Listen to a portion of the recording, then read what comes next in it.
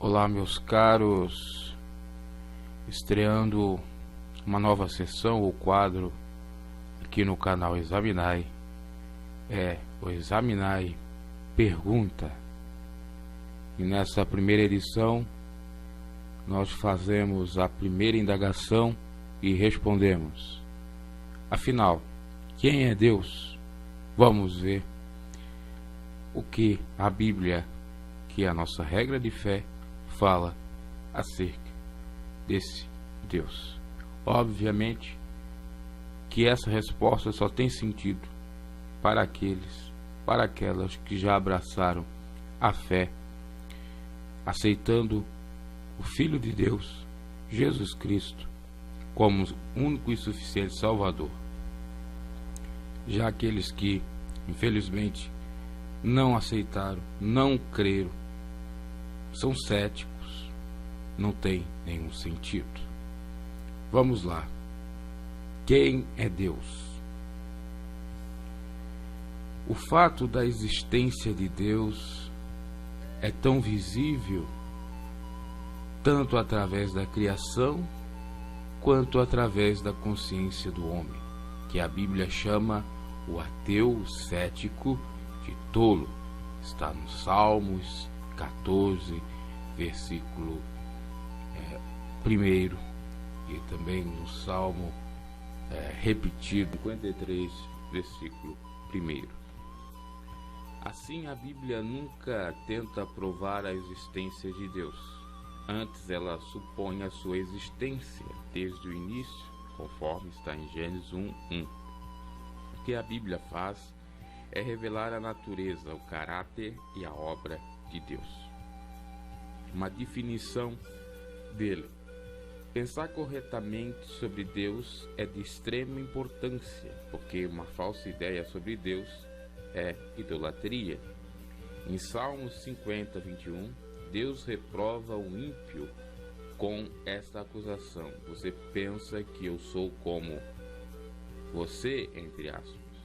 Para começar, uma boa e resumida definição de Deus é o super ou o ser supremo, o criador, o regente de tudo o que existe, o ser autoexistente, que é perfeito em poder, bondade e sabedoria. Sua natureza.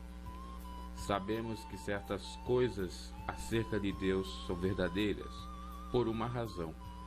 Em sua misericórdia, Ele condescendeu a revelar alguns ou algumas de suas qualidades para nós. Deus, por exemplo, é espírito, intangível por natureza, conforme Jesus revela à mulher samaritana e João relata no capítulo 4, versículo 24. Deus é um, mas existe como três pessoas: Deus Pai, Deus Filho e Deus Divino Espírito Santo. Mateus 3, 16, 17. Deus é infinito. 1 Timóteo 1, 17. Incomparável, 2 Samuel 7, 22. Imutável, conforme está escrito lá em Malaquias 3, 6. Deus existe em todos os lugares. Salmo 139, 7 e 12. Sabe tudo. Mateus 11, 21. E tem todo o poder e autoridade, conforme mencionam em Efésios 1, conforme é mencionado em Efésios 1 e Apocalipse 19, 6. Seu caráter. Aqui estão algumas das suas características reveladas na Bíblia. Deus é justo, Atos 17, 31. Amoroso, Efésios 2, 4, 5. Podendo acrescentar também João 3,16, que Deus amou o mundo de tal maneira que entregou seu Filho unigênito para nos salvar. Verdadeiro, João 14,6. E santo, 1 João 1,5. Deus mostra compaixão, 2 Coríntios 1,3. Misericórdia, Romanos 9,15. E graça, Romanos 5,17. Deus julga o pecado, Salmos 5,5. Mas também oferece perdão, Salmo 134. Aliás, Salmo 134. sua obra. Não podemos compreender Deus longe de suas obras, porque o que Deus faz flui de quem Ele é. Há uma lista resumida das obras de Deus, passadas, presentes e futuras. Deus criou o mundo, Gênesis 1, Isaías 42:5. Ele ativamente sustenta o mundo, Colossenses 1:17. Ele está executando o seu plano eterno, Efésios 1:11, que envolve a redenção do homem da maldição do pecado e da morte, Gálatas 3:13-14. Ele atrai as pessoas para Cristo, João 6:14. Aliás, João 6:44. Ele disciplina os seus filhos, Hebreus 12:6. E ele julga o mundo, Apocalipse 20:11-15. Um relacionamento com ele, a pessoa do Filho, Jesus, Deus que se encarnou, João 1:14. O Filho de Deus se tornou o Filho do homem, que é, portanto, a ponte entre Deus e o homem, João 14:6. 1 Timóteo 2:5. É somente através do Filho que podemos ter o perdão dos pecados, Efésios 7. A reconciliação com Deus, João 15:15, Romanos 5:10, e a salvação eterna, 2 Timóteo 2:10. Em Jesus Cristo habita corporalmente toda a plenitude da divindade, Colossenses 2:9. Assim, para realmente saber quem é Deus, tudo o que temos que fazer é olhar para Jesus, que é o autor e consumador da nossa fé. É importante você dar uma examinada nesses versículos citados. Então, a Bíblia aponta exatamente para isto, ou dá essas definições, mostra, revela um pouco de Deus. Como bem disse, a resposta, a Bíblia não quer responder ou não visa responder tudo acerca de Deus, apenas revela. E nós devemos, por meio ou intermédio da fé, então, assim, acreditar que uma hora Deus vai se revelar, porque o que vemos hoje é em parte. Chegará a hora que estaremos face a face, que se revelará o todo. Esse todo que não se revelou para Moisés quando queria ver a face de Deus. Esse todo que era revelado para Adão e Eva, mas por conta do pecado perderam esse benefício e muitas outras coisas, bênçãos de Deus. E por conseguinte, a geração posterior perdeu. Então, também há todas as dádivas do Senhor, todos os presentes, inclusive vê-lo como ele é de fato. E agora, para nos livrarmos da corrupção, do Adão caído, da herança adâmica, temos que aceitar Jesus, que simbolicamente representa o Adão, o homem. No entanto, um homem justo, perfeito, santo, pelo qual visa resgatar todos nós do pecado. Se por Adão entrou o pecado, por Jesus entra perdão, reconciliação e a salvação. Que nós pensamos nesse sentido. Mas Deus não existe. A Bíblia aponta que quem assim pensa é tolo, é nécio. O cético é nécio. E não só pelo fato também dele dizer que Deus não existe, mas por não enxergar que ele é movido à fé. Porque para não crer é necessário ter fé, de não crença. Crer para dizer que não crê. Até porque não tem respostas absolutas, verdadeiras de nada. Se ele diz que não crê em Deus porque não pode provar que Deus existe, do mesmo modo, não tem como provar que ele não existe. E vive então esse conflito de fé. Do mesmo modo que um cristão crê, tem fé, bateu tem fé invertido, ou de modo invertido. Então, meus caros, melhor é confiar, melhor é esperar no Senhor. Se quando morrermos não existir nada, penso, de acordo com a minha fé, que isso seria impossível, porque até o apóstolo Paulo questiona exatamente isso.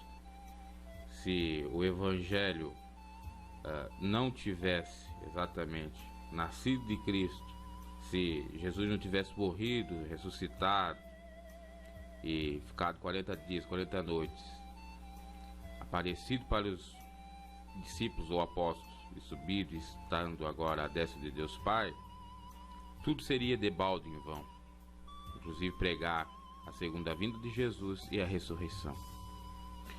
Então eu faço as minhas palavras a de Paulo, que tudo isso que está sendo pregado seria em vão. Mas vamos ser um pouco racionais. Se não existe ou não venham a existir nada após morte, o simples fato de nós abraçarmos o Evangelho já é muito bom, porque ele prega o amor, o viver bem nessa vida. Então, para os céticos que são radicais, ativistas, é necessário ter essa visão. Inclusive, muitos céticos, praticantes, ativistas, radicais já estão saindo desse extremismo, desse radicalismo e vendo que a Bíblia é uma fonte enriquecedora intelectualmente, materialmente, socialmente, enfim, ela serve para guiar, para nos ajudar nas tarefas do cotidiano. E quando você passa a pensar dessa forma, chegará um tempo em que Deus há de convencer esta, de que realmente Ele existe. Porque o Espírito de Deus convence o homem do pecado. Ele vai ter essa oportunidade, se ele quiser, né? Porque também é tudo pelo livre-arbítrio. Deus não pode fazer nada com aquele que não quer crer que Ele existe. Nós vimos aqui que Deus se mostra pela natureza, se manifesta, e não tem nenhuma carne que poderá naquele dia dizer desculpas, porque as obras da criação do Senhor já manifestam a sua existência. A nossa própria vida já manifesta, já é um testemunho da sua existência. Então pensamos nesse sentido, para que nós não caímos aí nas armadilhas do inimigo. Eu poderia aqui trazer para tentar convencê-los da existência de Deus várias frases, vários chavões, jargões, contos já conhecidos, como por exemplo o vento, Deus comparado com o vento você não vê, mas você sente. Deus a gente não vê, mas a gente sente. Deus é abstrato, não é concreto, etc. Mas isso, eu diria, pode até servir, né, como ilustração, mas nesse fato é irrelevante, porque tudo é uma questão de fé. Tem fé? Tem. Não tem? Realmente não agrada a Deus e não tem, de fato, consciência do Evangelho e não se achega a Deus. A Bíblia aponta para aquele que não crê em Deus ou que diz que no seu coração não há Deus, que é louco. Paulo fala que a loucura de Deus é mais sábia que a dos homens e que a sua fraqueza também. Então, para nós que somos cristãos, ficamos com essas palavras. Deus alcança a misericórdia dele para todos que venham enxergar essa verdade. E eu não estou falando aqui de dogma, eu não estou falando aqui de doutrina, eu não estou falando aqui de dogmas e doutrinas de denominações religiosas, cristãs.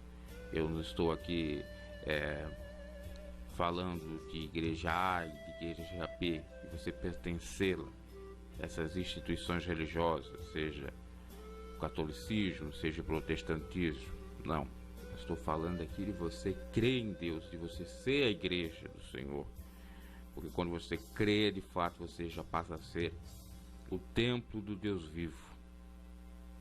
E aí é totalmente diferente do que é pregado no sistema religioso, do que é pregado na instituição religiosa. Inclusive querem estar acima da Bíblia Sagrada, estar acima do próprio Deus. Então atentamos para isso. Até a próxima pergunta e indagação aqui no quadro Examinai por Bruno G.